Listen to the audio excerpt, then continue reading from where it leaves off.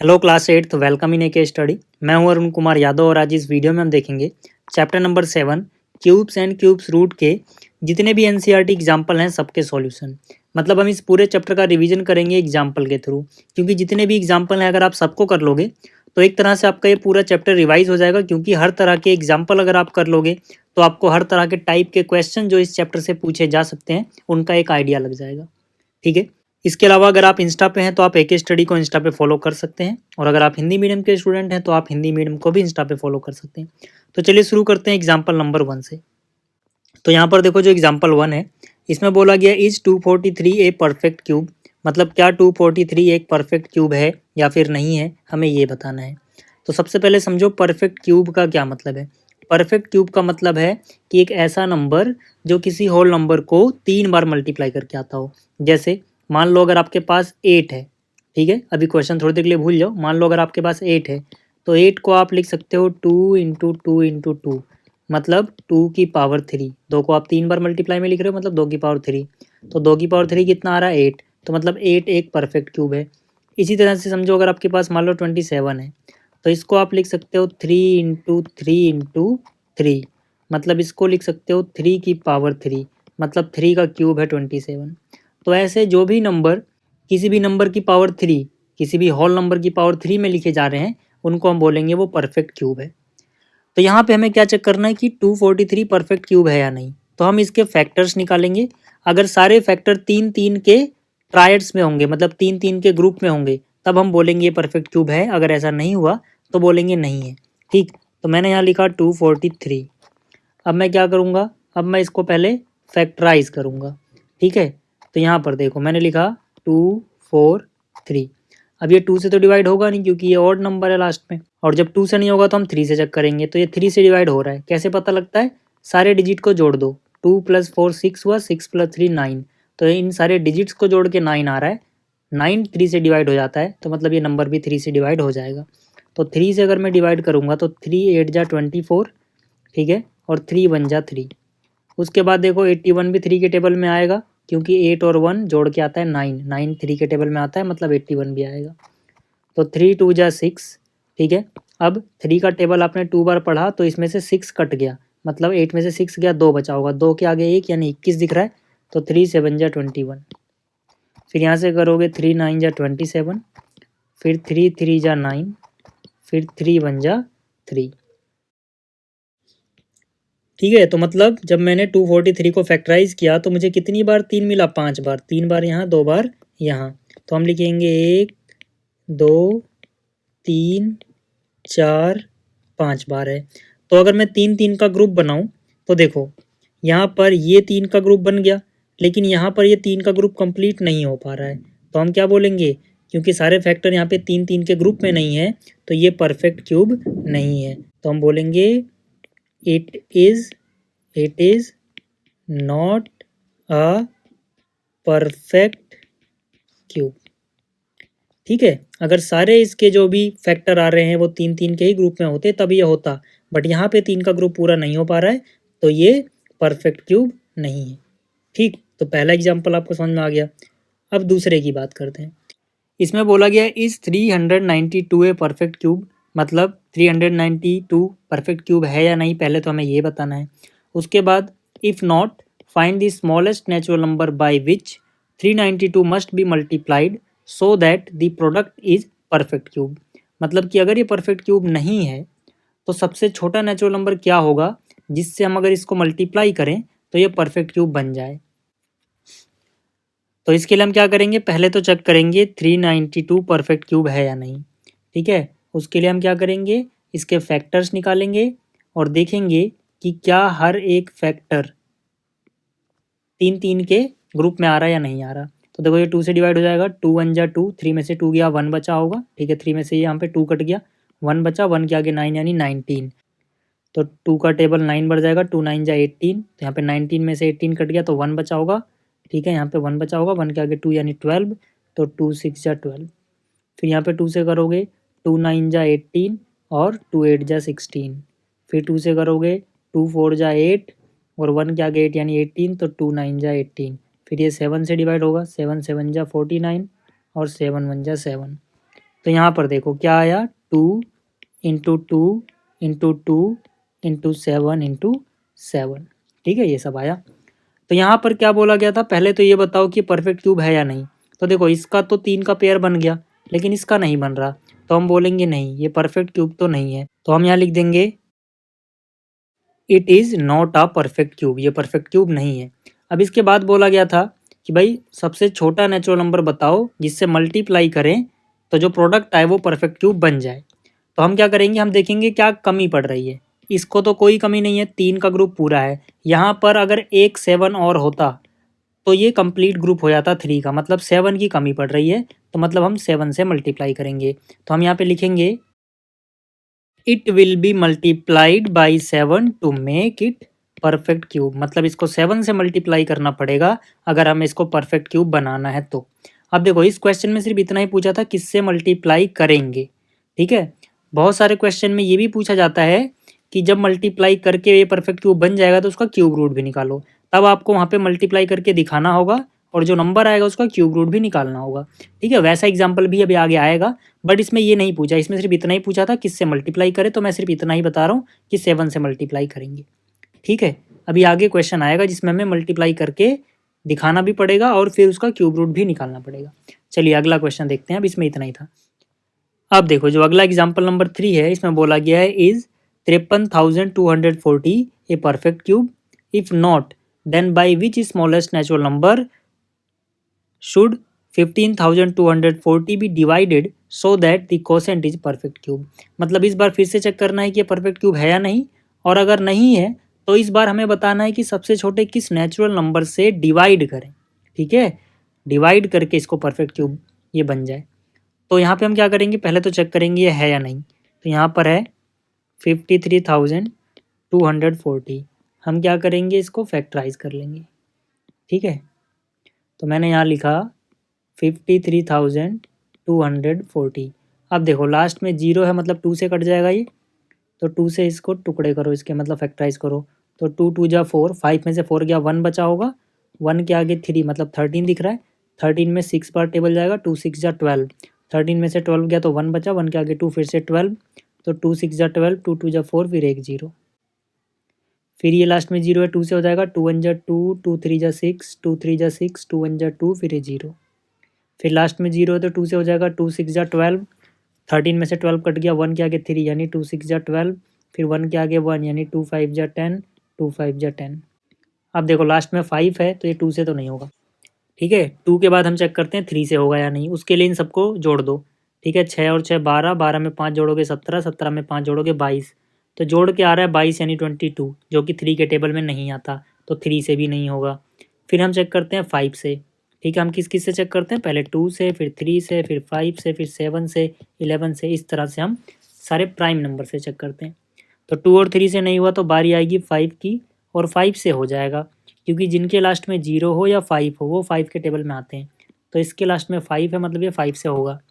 तो 5 1 जब 5, 6 में से 5 कट गया, 1 बचा होगा, ठीक है। तो 1 के आगे क्या दिख रहा है, 6, तो 16 हो गया, तो 5 3 जा 15, 16 में से 15 गया होगा तो 1 बचा होगा, 1 के आगे फिर से 5, 5 3 जा 15, ठीक है, पूरा कट गया। अब आगे 5 है तो 5 1 जा 5, ठीक है। अब इसके बाद देखो किससे होगा ये, अब ये डायरेक्ट होगा 11 से। अगर आपको 11 का क्यूब याद है तो आपको याद होगा कि भाई 11 का क्यूब इतना ही होता है, मतलब पक्की बात है ये 11 से ही होगा, ठीक है। तो आप क्यूब याद कर लेना 20 तक, बहुत हेल्प मिलती है हमें काटने में, ठीक है। क्योंकि जिसको याद नहीं होगा ना कि 11 का क्यूब है, वो बहुत सारा टाइम वेस्ट कर देगा ये सोचने में कि अभी किससे कटेगा, ठीक है। तो 11 से काटोगे तो देखो 11 1 जा 11, ठीक है। 13 में से 11 कट गया होगा तो कितना बचा होगा, 13 में से 11 गया तो 2 बचा होगा, तो यानी यहाँ 2 देखो 2, और यहाँ कितना है 3, तो 23 है। तो 11 में 11 का टेबल 2 बढ़ जाएगा, 11 2 जा 22, 11 1 जा 11। आप ऐसे भी सोच सकते हो 11 से काटोगे तो 11 का स्क्वायर बचेगा, क्योंकि 11 का क्यूब था, इसको आपने काटा तो 11 का स्क्वायर बचना चाहिए। फिर आपको पता है 11 का स्क्वायर 121 है, तो 11 का टेबल 11 बच जाएगा, और फिर 11 1 जा 11। तो यहाँ से क्या हो गया, देखो यहाँ पे क्या क्या आया, 3 बार 2 है पहले, तो हम लिख देंगे 1 2, 3 बार 2, थोड़ी जगह कम पड़ेगी तो मैं इसको थोड़ा और इधर कर लेता हूँ। 3 बार 2 के बाद क्या है, 1 बार 5, फिर 3 बार 11, तो यहाँ पे लिखेंगे 1 बार 5 और 3 बार 11। ठीक है। अब देखो क्या ये परफेक्ट क्यूब है? नहीं। क्यों नहीं है? देखो भाई, इसका तो 3 का जोड़ा बना, मतलब 3 का ग्रुप बना, इसका भी 3 का ग्रुप बना, लेकिन यहाँ पर तो क्या ये परफेक्ट क्यूब है? नहीं है। क्यों नहीं है? क्योंकि इसका 3 का ग्रुप बन रहा है, 11 का भी 3 का ग्रुप बन रहा है, लेकिन 5 का नहीं बन रहा। अब देखो, अगर क्वेश्चन में पूछा होता किससे मल्टीप्लाई करें, तो हम सोचते कि क्या चीज़ कम पड़ रही है। जैसे यहाँ पे 1 5 है, 2 5 कम पड़ रहे हैं, तो 2 5 मतलब 5 × 5 25 से मल्टीप्लाई करते। लेकिन क्वेश्चन ने पूछा किससे डिवाइड करेंगे, तो डिवाइड करने के केस में क्या करते हैं हम भाई, कौन फालतू है? फालतू 5 है, मतलब अगर मैं 5 से डिवाइड कर दूँ तो 5 हट जाएगा, बाकी जो बचेगा वो पूरा परफेक्ट क्यूब है। तो हम बोलेंगे it is not a perfect cube and it should be divide by 5 to make it perfect cube. तो मैंने यहाँ लिख दिया it is not a perfect cube and it should be divided by 5 to make it perfect cube. ठीक है। फिर से बोल रहा हूँ, देखो बहुत सारे क्वेश्चन में ये भी होता है कि जो क्वेश्चन आएगा डिवाइड करने के बाद उसका क्यूब रूट भी निकालो। ठीक है, मतलब वहाँ पे डिवाइड करके दिखाना होगा, प्लस में जो बचेगा उसका क्यूब रूट भी निकालना होगा, बट इस क्वेश्चन में उतना नहीं पूछा है। ठीक है, तो इसलिए मैं इतना ही कर रहा हूँ जितना पूछा है। अब देखो अगला क्वेश्चन। अब अगला क्वेश्चन है, is 1188 A perfect cube? If not by which smallest natural number should be divided so that quotient is a perfect cube? तो ये क्वेश्चन तो बिल्कुल इसके जैसा ही है। ठीक है, तो इसको मैं नहीं कर रहा, आप ये कर लेना। इसी तरह से जो अगला एग्जाम्पल है इसमें भी पूछा है कि क्या ये परफेक्ट क्यूब है, अगर नहीं है तो किस नंबर से मल्टीप्लाई करेंगे कि ये परफेक्ट क्यूब बन जाए। तो मल्टीप्लाई करने वाला एग्जाम्पल भी मैंने आपको करा दिया, तो ये भी आप खुद कर लेना। ठीक है, आप आराम से कर सकते हो। अगला एग्जाम्पल देखो, अगला एग्जाम्पल में हमें क्यूब रूट बताना है 8000 का। ठीक है, क्यूब रूट किसका निकालना है? 8000 का। देखो ये क्यूब रूट का निशान होता है। ठीक है, मतलब पहले आप स्क्वायर रूट जैसा निशान बनाओ, लेकिन अंदर लिख दो 3, तो ये स्क्वायर रूट ना होके क्या हो जाता है? क्यूब रूट हो जाता है। ठीक, अगर हमें स्क्वायर रूट का निशान बनाना हो तो हम सिर्फ इतना लिखते, लेकिन अगर क्यूब रूट का बनाना है तो अंदर छोटा सा 3 भी आएगा। अब देखो हमें क्यूब रूट किसका निकालना है? 8000 का। तो देखो ऐसे नंबर का क्यूब रूट निकालना आसान होता है जिनके लास्ट में 3 जीरो हो या फिर 3 के ग्रुप में जीरो हो। कैसे? देखो यहाँ पर 3 जीरो है, तो हम क्या करेंगे? 3 जीरो के बदले में 1 जीरो लगाएंगे। ठीक, और यहाँ पे 8 है, अगर हमें डायरेक्ट याद है कि 8 तो 2 का क्यूब था, मतलब 8 का क्यूब रूट आएगा 2, तो डायरेक्ट 2 लिख दो यानी 20। अगर याद नहीं होता तो सिर्फ इसको फैक्टराइज कर लेते, अब आपकी मेहनत बच जाती। पूरा 8000 को फैक्टराइज करोगे बहुत टाइम लगेगा। ठीक है, तो 2 से करते, 2 4 जा 8, फिर 2 2 जा 2 1 जा, तो यहाँ पे 2 का क्यूब 8 होता है, 2 3 बार आया, मतलब क्यूब रूट में 3 बार के बदले में 1 बार 2 लिखोगे। ठीक है, बस आपको इतना करना है। तो ये आपको तब करना है जब लास्ट में 3 जीरो हो। ठीक, तो 3 जीरो हो या फिर 3 के ग्रुप में हो तो आसान हो जाता है, आराम से हो गया। अब अगला देखते हैं। अब अगले में क्या बोला गया है कि भाई फिर से क्यूब रूट ही निकालना है इस नंबर का, लेकिन अब प्राइम फैक्टराइजेशन मेथड का पूरा यूज़ करना ही पड़ेगा, क्योंकि लास्ट में 3 जीरो तो दिख नहीं रहे और ये छोटा नंबर भी नहीं है। जैसे यहाँ पे छोटा नंबर था 8, उसके बाद 3 जीरो थे, तो वहाँ सोच लिया हमने, बट यहाँ पे हमें अब पूरा फैक्टराइज करना पड़ेगा। तो देखो हमें क्या करना है, हमें क्यूब रूट निकालना है किसका? 13824 का।